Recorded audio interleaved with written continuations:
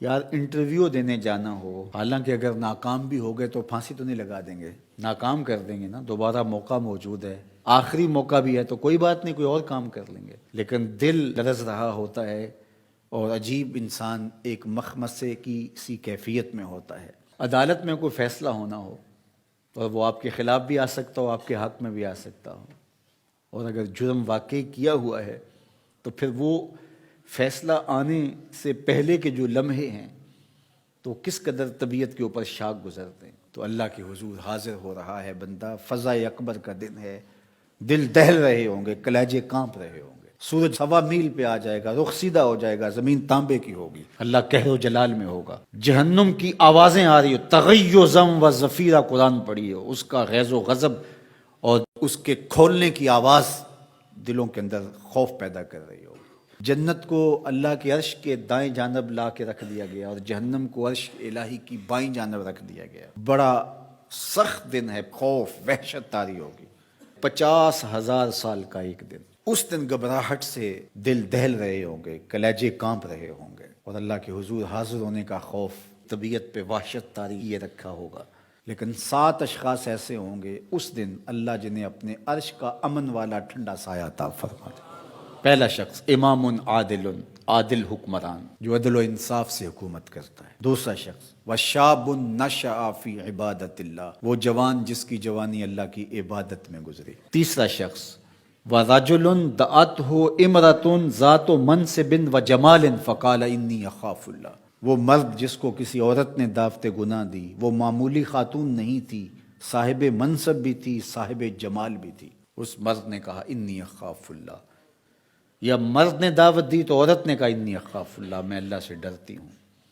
تو اللہ کے محبوب علیہ السلام نے ارشاد فرمایا کل قیامت کے دن جب کوئی سایہ نہیں ہوگا اللہ اسے اپنے عرش کا ٹھنڈا سایہ عطا فرمائے گا۔ چوتھا شخص ورجل قلبہ معلق بالمساجد، وہ آدمی جس کا دل مسجد میں لگتا ہے، لٹکا ہوا ہے، معلق ہے، ایک نماز کے بعد دوسری نماز کا انتظار کرتا ہے۔ اللہ اکبر، مسجد میں ایسے سکون پاتے ہیں جس طرح مچھلی پانی میں سکون پاتی ہے۔ کل قیامت کے دن جب کوئی سایہ نہیں ہوگا اللہ اس کو اپنے عرش کا ٹھنڈا سایہ عطا فرمائے۔ پانچواں شخص ارشاد فرمایا وَرَجُلَانِ تَحَابَّا فِي اللَّهِ اجْتَمَعَا عَلَيْهِ وَتَفَرَّقَا إِلَيْهِ، وہ آدمی جو ایک دوسرے سے اللہ کے لیے پیار کرتے ہیں، جب آپس میں ملتے ہیں تو اللہ کے لیے، جب جدا ہوتے ہیں تب بھی اللہ کے لیے۔ چھٹا شخص وَرَجُلٌ تَصَدَّقَ بِصَدَقَةٍ فَأَخْفَاهَا حَتَّى لَا تَعْلَمَ شِمَالُهُ مَا تُنْفِقُ يَمِينُهُ، وہ آدمی جس نے صدقہ کیا، دائیں ہاتھ سے کیا، ایسے مخفی انداز سے کیا کہ بائیں کو بھی خبر نہ لگنے پائی۔ فیس بک تو دور کی بات ہے، اخبار تو دور کی بات ہے،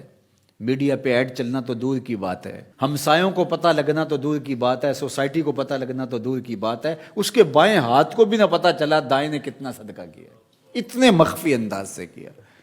تو فرمایا قیامت کے دن جب کوئی سایہ نہیں ہوگا اللہ اسے اپنے عرش کا ٹھنڈا سایہ عطا فرمائے گا۔ ساتواں شخص وَرَجُلٌ ذَكَرَ اللَّهَ خَالِيًا فَفَاضَتْ عَيْنَاهُ، وہ آدمی جس نے تنہائی میں بیٹھ کے اللہ کا ذکر کیا، اکیلا بیٹھا تھا، تنہا بیٹھا تھا، اللہ کا ذکر کر رہا تھا، یاد الہی میں مستغرق تھا، تو یاد الہی میں ایک کیفیت پیدا ہوئی، آنکھوں سے آنسو چھلکنے لگے، اللہ کی محبت میں رونے لگا، مجلس میں نہیں، خالین تنہا تھا۔ مجلس میں ریاکاری کے مکان پائے جاتے ہیں لیکن وہاں تو یہ مکان بھی نہیں، اکیلا کسی جگہ بیٹھا تھا، آنکھوں سے آنسو چھلکنے لگے یاد الہی میں، محبت الہی میں چھم چھم رویا۔ اللہ کے محبوب فرماتے ہیں قیامت کے دن جب کوئی سایہ نہیں ہوگا اللہ اسے اپنے عرش کا ٹھنڈا سایہ عطا فرمائے۔ اور یہ بات ذہن میں رکھیے، جس کو اللہ قیامت کے دن اپنے عرش کا ٹھنڈا سایہ عطا کر دیا اس کے بعد کے معاملات بھی ٹھیک ہوں گے۔ تو فضا اکبر کے دن یہ لوگ اللہ تعالیٰ جل شانہ کے کرم سے امن میں ہوں گے، سایہ رحمت خداوندی میں ہوں۔ دعا کیجئے کہ اللہ ہمیں اس زمرے میں شامل کرے۔